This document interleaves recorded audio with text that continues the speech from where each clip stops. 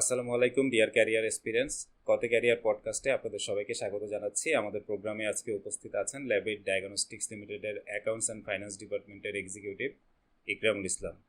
ইকরাম, কেমন আছেন? Thank you আকাশ ভাই, আমাকে ইনভাইট করার জন্য। আলহামদুলিল্লাহ, আমি ভালো আছি। আপনি কেমন আছেন? আছি, আলহামদুলিল্লাহ ভালো আছি। ডেটা অ্যানালিস্ট হিসেবে কাজ করার জন্য কি সিএসসি ব্যাকগ্রাউন্ড থেকে আসলে বেটার? ডেটা অ্যানালিস্ট হিসেবে যদি আপনি কাজ করতে চান, সিএসসি ব্যাকগ্রাউন্ড যদি হয়, হ্যাঁ, তাহলে আপনার জন্য একটু ভালো হয়। কারণ এখানে হলো আপনার যে প্রোগ্রামিং যে ল্যাঙ্গুয়েজগুলো আছে, আপনি ওগুলো যদি দক্ষ হন, তাহলে এখানে আপনার সাপোজ ধরেন এসকিউএল আপনি খুব ভালো পারবেন। যদি এসকিউএল আপনি ভালো পারেন, তাহলে আপনি ডাটা নিয়ে খুব দ্রুত কাজ করতে পারবেন। আর যদি এসকিউএলও আপনি পারেন, অবশ্যই আপনি এক্সেলও পারবেন। সবগুলোর কম্বিনেশনে আপনি এখানে কাজ করতে পারবেন। আর শুধুমাত্র যে ডাটা অ্যানালিস্ট হইতে হলে যে এসকিউএল অথবা পাওয়ার বিআই এগুলোই যে জানতে হবে এরকম না। এর পাশাপাশি আপনাকে মাইক্রোসফট ওয়ার্ড এবং মাইক্রোসফট পাওয়ার পয়েন্টও কাজ জানতে হবে। কারণ আপনি ডাটাটা স্টোর করলেন, ডাটাটা সুন্দর করে ম্যানেজ করলেন, কিন্তু বাট আপনি প্রেজেন্ট করতে পারছেন না, তাহলে তো আর হবে না। এই জন্য আপনার মাইক্রোসফট পাওয়ার পয়েন্ট অবশ্যই জানতে হবে ডাটা প্রেজেন্টেশনের জন্য। আর এই প্রেজেন্টেশন করতে গেলে আপনার গ্রাফিক্যালি বা ভিজুয়ালি যখন আপনি প্রেজেন্ট করবেন, এক্ষেত্রে হচ্ছে আপনার এক্সেল এবং পাওয়ার বিওয়াই খুবই ভালো কাজে দেবে আপনার। এই সেক্টরে কাজের প্রেশার কেমন? আপনি যদি কাজের প্রেশারের কথা বলেন, এটা সম্পূর্ণ আপনার উপর নির্ভর করবে। আপনি যদি কাজটাকে এনজয় করেন, তাহলে আপনার কাছে প্রেশার মনে হবে না। আর যদি আপনার কাজকে এনজয় করতে না পারেন, তাহলে অবশ্যই আপনার কাছে এটা বার্ডেন মনে হবে। 4-5 বছর অন্য সেক্টরে কেউ একজন কাজ করেছে, সে ফর এক্সাম্পল সে হয়তো মার্কেটিংয়ে কাজ করেছে, বাট এই পডকাস্ট দেখার পর সে হয়তো চিন্তা করলো ডেটা অ্যানালিস্ট হবে। তো সে কি তাহলে চাইলেই অন্য সেক্টর থেকে হেলথ কেয়ার সেক্টরে আসতে পারবে, বা অন্য কোনো সেক্টরে কি ডেটা অ্যানালিস্ট হিসেবে কাজ করতে পারবে? ডেটা অ্যানালিস্ট শুধু যে হেলথ কেয়ারে আপনার প্রয়োজন এরকম না। এটা যে কোনো মাল্টি ন্যাশনাল কোম্পানি বা এমএনসি কোম্পানি যাই বলেন, আপনার সব জায়গায় এলো ডাটা অ্যানালিস্ট লাগবে। আমার মনে হয় যে যতগুলো কোম্পানি আছে, তারা প্রত্যেকটা কোম্পানিতে একজন দুজন করে ডাটা অ্যানালিস্ট আছে।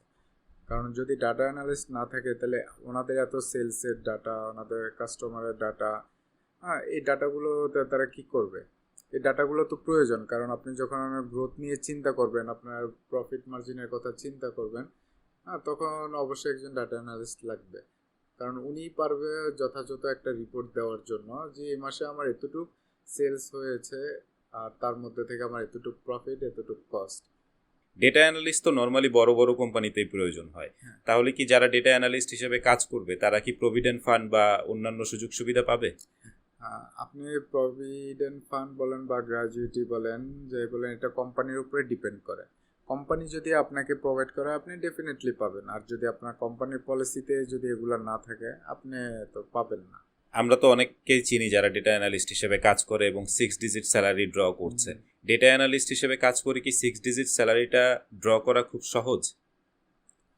হ্যাঁ, অবশ্যই আপনি 6 ডিজিট স্যালারি পাবেন, কিন্তু এটা ডিপেন্ড করবে হচ্ছে আপনার কাজের উপরে, এটা ডিপেন্ড করবে আপনার নলেজের উপরে, এটা আপনার এক্সপিরিয়েন্সের উপরে। দেন কোম্পানি যদি মনে করে যে আপনি কোম্পানির জন্য অনেক কাজ করতেছেন, আপনি কোম্পানির প্রফিট এনে দিচ্ছেন, তখন অবশ্যই আপনি পাবেন। অন অ্যান অ্যাভারেজ কত বছরের এক্সপিরিয়েন্স থাকলে 6 ডিজিট স্যালারি পাওয়া যায়? একজন ডাটা অ্যানালিস্টের জন্য 8 থেকে 10 বছরের এক্সপিরিয়েন্স যদি আপনার থাকে, অবশ্যই আপনি পাবেন। গ্লোবালি ডিমান্ড কেমন এই চাকরির?